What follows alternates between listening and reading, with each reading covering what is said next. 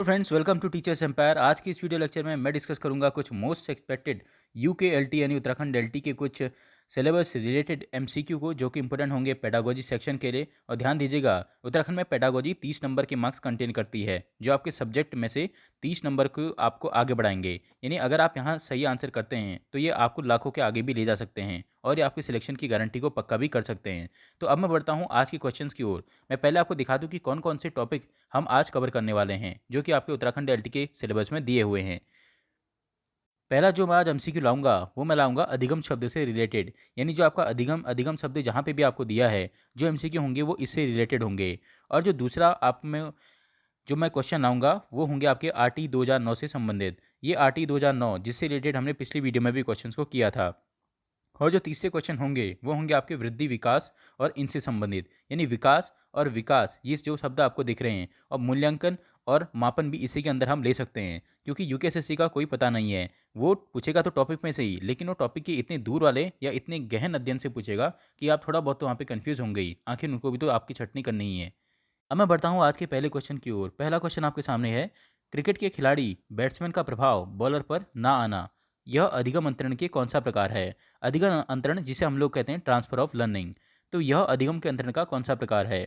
Option A है आपके पास शारीरिक क्रिया अंतरण, नकारात्मक अंतरण, सकारात्मक अंतरण या शून्य अधिगम अंतरण। इसका जो सही आंसर आप लोग दे रहे होंगे, मुझे भरोसा है कि 80% इसका शारीरिक क्रिया अंतरण दे रहे होंगे, जबकि इस नाम का कोई शब्द ही अधिगम अंतरण में नहीं आता है। अगर मैं बात करता हूँ इस क्वेश्चन के सही आंसर की, इस क्वेश्चन का जो सही आंसर है वो है आपका शून्य अधिगम अंतरण, यानी ऑप्शन नंबर डी, ये इसका सही आंसर है। अब ये शून्य अधिगम अंतरण होता क्या है? शून्य अधिगम अंतरण का मतलब हुआ जीरो ट्रांसफर ऑफ लर्निंग। इसका सीधा सा मतलब है कि जब हम कोई लर्निंग पहले फेज में करते हैं और जब उसका प्रभाव हमारे दूसरे फेज पे नहीं पड़ता है।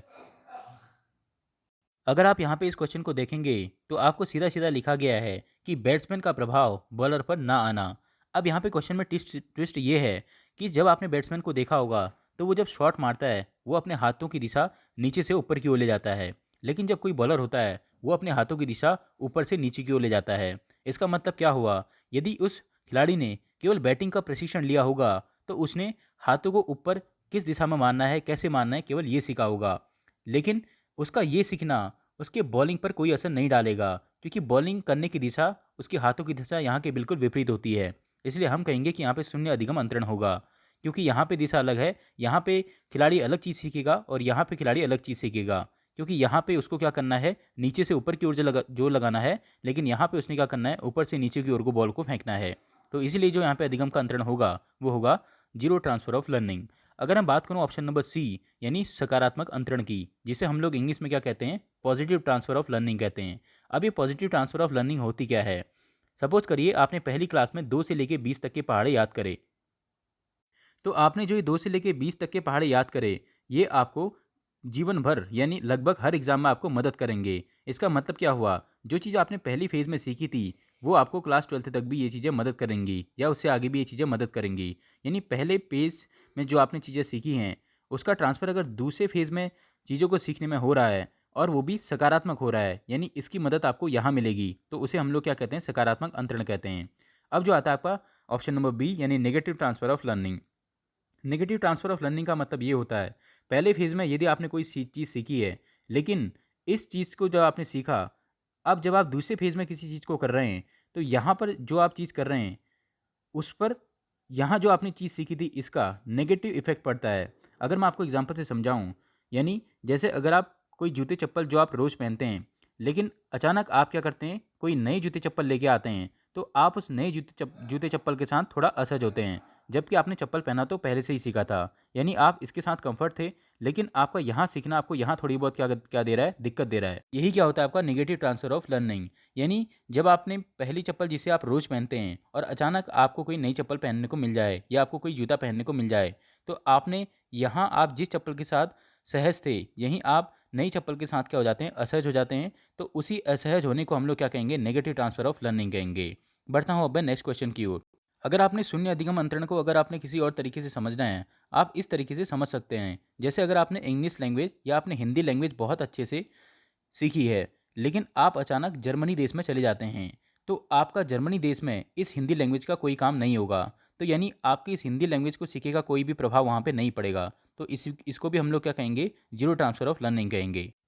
क्वेश्चन नंबर सेकंड आपके सामने है, आरटी अधिनियम 2009 के अनुसार अध्यापकों से कौन कौन से गैर शैक्षणिक कार्य करवाए जा सकते हैं। ऑप्शन ए है आपके पास जनगणना, आपदा राहत, चुनाव संबंधी या उपयुक्त सभी। इसका जो सही आंसर होगा वो होगा ऑप्शन नंबर डी, उपयुक्त सभी। ध्यान रखिएगा, आज की जो हमारी वीडियो का टारगेट होगा 100 लाइक्स। 100 लाइक्स और 10 शेयर होने पर ही आपके सामने दूसरी भी वीडियो टीचर्स एम्पायर की तरफ से आ जाएगी। बढ़ता हूँ अब मैं नेक्स्ट क्वेश्चन की ओर। ये बेसिक सा क्वेश्चन जो अक्सर यूकेएसएससी आपसे पूछ सकता है। तो वो क्वेश्चन है कि शिक्षा विषय है संघ सूचिका, राज्य सूचिका, समवर्ती सूचिका या अवशिष्ट सूचिका। ये भले ही आपके किसी टॉपिक से रिलेटेड नहीं है, लेकिन अगर आप उत्तराखंड पेडागोजी का सिलेबस देखेंगे तो उसमें शिक्षा और शिक्षण वर्ग बहुत बार इस शब्द को रिपीट किया गया है। इसलिए वो इसके बेसिक से आपसे क्वेश्चन पूछेगा। तो जो ये शिक्षा विषय है ये समवर्ती सूची का विषय है। आपको पता होगा कि समवर्ती सूची वो सूची होती है, इसमें उन विषयों को रखा जाता है जिसमें राज्य और केंद्र दोनों के ही सहयोग से उन चीज़ों को चलाया जाएगा। बढ़ता हूँ अब मैं नेक्स्ट क्वेश्चन की ओर। नेक्स्ट क्वेश्चन आपके सामने है, निम्नलिखित में से अधिगम की आवश्यक शर्त नहीं है। ऑप्शन ए आपको दिए गए हैं संलग्न, प्रतिपादन, अभ्यास और पुनर्बलन। तो जो उसका सही आंसर होगा वो होगा ऑप्शन नंबर बी यानी प्रतिपादन। अब ये संलग्न और अभ्यास और पुनर्बलन का मतलब क्या है। उसने पूछा है कि अधिगम की आवश्यक शर्त नहीं है। ये स्वाभाविक सी बात है, कोई भी बालक अगर अधिगम करेगा तो वो संलग्नता उस अधिगम में अगर करेगा तभी वो अधिगम को कर सकता है, जब वो बालक उस क्रिया में या उस कक्षा में संलग्न हो। दूसरा, अगर कोई बालक अभ्यास करेगा तभी वो अधिगम कर सकता है।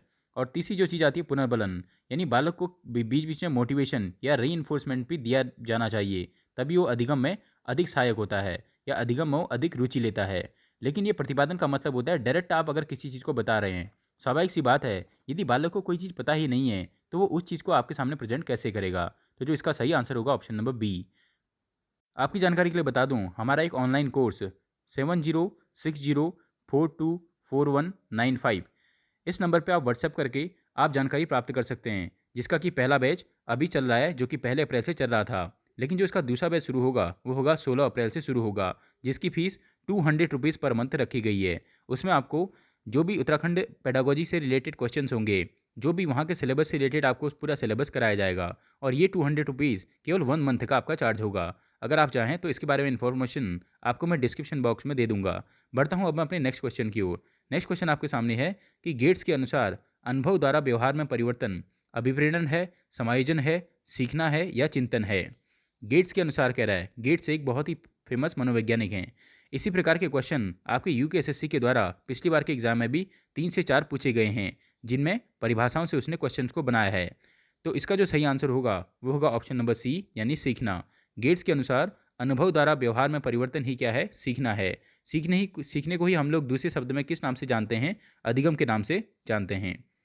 नेक्स्ट क्वेश्चन जो आपके सामने है, सीखने के पठार के निराकरण के लिए क्या नहीं करना चाहिए। ध्यान रखिएगा, यहाँ पे पूछा गया है क्या नहीं करना चाहिए। ऑप्शन ए है आपके पास, सीखने वाले को प्रेरित और प्रोत्साहित करना चाहिए, सीखने की अच्छी विधि का प्रयोग करना चाहिए, उसे दंडित करना चाहिए या इनके कारणों का अध्ययन करना चाहिए। इसका जो सही आंसर होगा ऑप्शन नंबर सी। ध्यान रखिएगा, जो सीखने के पठार, अब आप कह रहे होंगे ये तो सिलेबस में है ही नहीं। सीखने या अधिगम ये दोनों एक ही चीज़ हैं। अधिगम के पठार न दे करके उसने आपको सीखने के पठार वर्ड यहाँ पे दिया है। बढ़ता हूँ मैं नेक्स्ट क्वेश्चन की ओर। नेक्स्ट क्वेश्चन आपके सामने है, जिस वक्र रेखा में प्रारंभ में सीखने की गति मंद, प्रारंभ में सीखने की गति तीव्र होती है और बाद में यह क्रमशः मंद होती है, उसे हम कहते हैं। फिर से अगर मैं पढ़ूँ, जिस वक्र रेखा में प्रारंभ में सीखने की गति तीव्र होती है और बाद में यह गति क्रमशः मंद होती है, तो उसे हम क्या कहते हैं। उन्नतोदर वक्र, नतोदर वक्र, मिश्रित वक्र या वक्र रेखा नहीं होती है। तो जो इसका सही आंसर होगा वो होगा आपका उन्नतोदर वक्र। अब इस वक्र से क्या अभिप्राय है। आपने अधिगम के वक्र वाला टॉपिक भी आपने अधिगम में पढ़ा होगा। जब आपने अधिगम को पढ़ा होगा तो उसमें उन्नतोदर वक्र को, जिसको कि हम लोग पॉजिटिवली एक्सेलरेटेड कर्व बोलते हैं, और नतोदर वक्र जिसको कि हम लोग नेगेटिवली एक्सेलरेटेड वक्र बोलते हैं। तो जो इन दोनों में डिफरेंस है वो क्या है। उन्नतोदर वक्र में क्या होगा, पहले बालक अगर 2 घंटे में 4 अध्याय को ख़त्म कर रहा है, इसका मतलब क्या हुआ, वो टाइम कम ले रहा है लेकिन वो पढ़ाई ज़्यादा कर रहा है। तो वहाँ पे जो एक्सीलरेटेड कर्व बनेगा वो पॉजिटिव एक्सीलरेटेड कर्व बनेगा। लेकिन अगर यही बालक अगर 4 घंटे में केवल 1 अध्याय पढ़ रहा है, यानी उसकी पढ़ने की मात्रा अब यहाँ पे कम हो चुकी है, तो यहाँ पे जो वक्र बनेगा वो कौन सा बनेगा, आपका नतोदर वक्र। और मिश्रित रेखा वक्र में कभी वो ज़्यादा पढ़ता है और कभी वो कम पढ़ता है। तो चलिए अब मैं बढ़ता हूँ नेक्स्ट क्वेश्चन की ओर। मैं फिर से कह रहा हूँ, आज की जो वीडियो का हमारा टारगेट रहेगा 100 लाइक्स और 10 शेयर्स का। ये पूरे होते ही टीचर्स एम्पायर आपके लिए एक नई वीडियो भी लेके आएगा। बढ़ता हूँ अब मैं नेक्स्ट क्वेश्चन की ओर। अनुबंध की प्रक्रिया में प्रथम सोपान निम्नलिखित में से कौन सा है? उत्तेजना, आवृत्ति, सामान्यीकरण या इनमें से कोई नहीं? तो जो इसका सही आंसर होगा वो क्या होगा? उत्तेजना, जिसको हम लोग इस इंग्लिश में क्या कहते हैं? स्टिमुलेशन। अगर मैं बात करूं इस अनुबंधन वर्ड की, आप में से अधिकतर को ये शब्द समझ में नहीं आ रहा होगा। दरअसल में अनुबंध होता क्या है? अनुबंधन का जनक हम लोग इवान भी पावलो को मानते हैं। इसका सीधा सा अर्थ ये होता है, जब भी कोई प्राणी अनुक्रिया करके, जब कोई प्राणी उद्दीपक को प्राप्त कर लेता है, यानी अनुक्रिया का मतलब क्या हुआ? जब वो आपका एक्शन करके या रिस्पॉन्सेस करके जब वो किसी स्टिमुलस को प्राप्त कर लेता है, तो जो इनके मध्य जो संबंध बनता है उसी को हम लोग क्या कहते हैं? अनुबंधन कहते हैं। और इसके जनक कौन माने जाते हैं? इवान पी पावलो माने जाते हैं। फिर से मैं आपको बता दूं, जो हमारा ऑनलाइन कोर्स चलेगा उसकी फ़ीस कितनी होगी? ओनली 200 रुपीज़, जो कि 30 डेज़ की आपकी फ़ीस होगी, जिसमें से लगभग आपको संडे को छोड़ के लगभग डेली की क्लासेस लगेंगी, और बाकी की डिस्क्रिप्शन में आपको जानकारी दी गई होगी। इस कोर्स को परचेज करने के लिए आप व्हाट्सएप करेंगे 7060424195। इस नंबर पे आप व्हाट्सएप करके इस कोर्स के बारे में जानकारी ले सकते हैं। बढ़ता हूँ अब मैं नेक्स्ट क्वेश्चन की ओर। नेक्स्ट क्वेश्चन जो आपके सामने है कि संवेग की उत्पत्ति होती है। संवेग को हम लोग कहते हैं इमोशंस, आदतों से, मूल प्रवृत्तियों से, शारीरिक विकास से या संप्रदायों के निर्माण से। तो जो इसका सही आंसर होगा वो होगा किससे? आपका आवश्यकता से। इसका जो सही आंसर है वो है ऑप्शन नंबर बी, यानी मूल प्रवृत्तियाँ। मैंने ऊपर वाले को आवश्यकता पढ़ा, तो जो इसका सही आंसर होगा वो होगा ऑप्शन नंबर बी, यानी मूल प्रवृत्तियों से ही आपकी संवेग का जनन होता है। संवेग का जनन किससे होता है? मूल प्रवृत्तियों से होता है। मूल प्रवृत्तियाँ क्या क्या होती हैं ये आप मुझे कमेंट बॉक्स में बताएंगे। आपने सिगमंड फ्रायड से लेके, जब से आपने साइकोलॉजी पढ़ी होगी, आपने बहुत सारी मूल प्रवृत्तियों के बारे में उसमें पढ़ा होगा, जिसमें आपका क्रोध वगैरह भी, ये चीज़ें भी आती हैं। तो मूल प्रवृत्तियाँ कितनी होती हैं उनको आप कमेंट बॉक्स में मुझे कमेंट को करके बताएंगे। बढ़ता हूँ मैं नेक्स्ट क्वेश्चन की ओर। अभिप्रेरण के लिए अक्षर शब्द का भी प्रयोग किया जाता है, यानी अभिप्रेरण के लिए किस शब्द का प्रयोग अक्सर किया जाता है? संवेग का प्रयोग, आवश्यकता का प्रयोग, भावना का प्रयोग या आपका प्रत्यक्षीकरण का प्रयोग? तो अभिप्रेरण यानी मोटिवेशन के लिए अक्सर आवश्यकता शब्द का प्रयोग किया जाता है, क्योंकि आपको पता है कि आवश्यकता ही क्या है? अभिप्रेरणा की जननी है। तो जो आपका आवश्यकता शब्द है, तो इसको हम लोग अभिप्रेरण के लिए अक्सर प्रयोग करते हैं। जब व्यक्ति की कोई आवश्यकता होगी तब भी वो अभिप्रेरित भी उस चीज़ के लिए रहेगा। तो चलिए लर्नर्स, वीडियो ज़्यादा लंबा ना हो, अब हम इसी सीरीज़ को कंटिन्यू करेंगे 100 लाइक्स और 10 शेयर्स होने के बाद। और मैं फिर से कह रहा हूँ, ऑनलाइन कोर्स जिसे भी लेना है वो इस वीडियो के डिस्क्रिप्शन में जाकर चेक कर सकते हैं, वहाँ पे आपको सभी जानकारियाँ मिल जाएंगी।